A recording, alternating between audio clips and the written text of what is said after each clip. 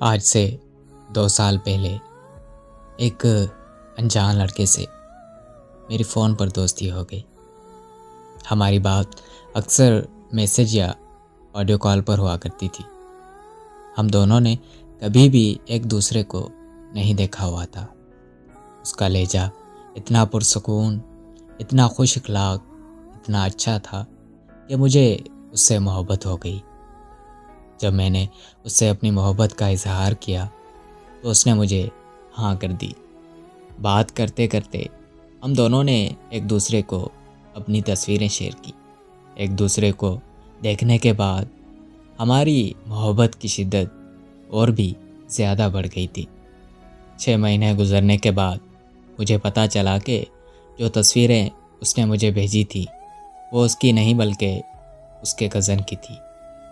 جب اس نے مجھے یہ بات بتائی تو مجھے اس بات کا بہت زیادہ دکھ ہوا، کیونکہ میں جس چہرے کو اپنے دل میں بسا کر دن رات پیار بھری باتیں کرتی تھی وہ چہرہ اس کا نہیں بلکہ کسی اور کا تھا۔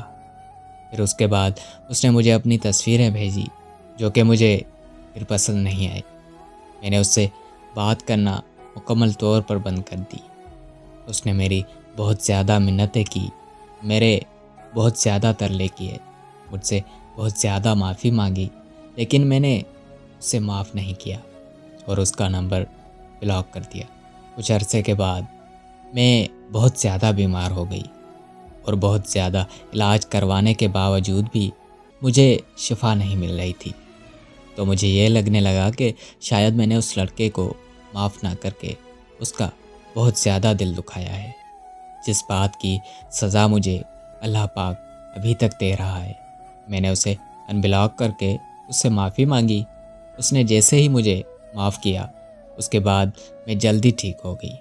پھر سے ایک دوسرے سے دن رات فون پر باتیں کرنے لگے اور اس پر محبت کی شدت پہلے سے کئی زیادہ بڑھ چکی تھی۔ لیکن قسمت کا کھیل دیکھو، اس دفعہ ایک بار پھر سے میرے ساتھ دھوکا ہو گیا۔ جب میں نے اس کے بارے میں مزید جاننا چاہا تو مجھے پتہ چلا کہ وہ شادی شدہ ہے اور 2 بچوں کا باپ بھی ہے، اور اس نے اب تک یہ بات مجھ سے چھپائی ہوئی تھی۔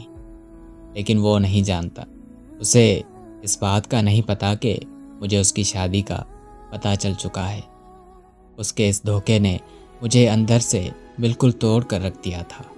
لیکن اب یہ حالات ہیں کہ میں اس کی محبت میں اس قدر پاگل ہو چکی ہوں کہ میرے لیے اسے چھوڑنا شاید اپنی زندگی کو چھوڑنے کے برابر ہے۔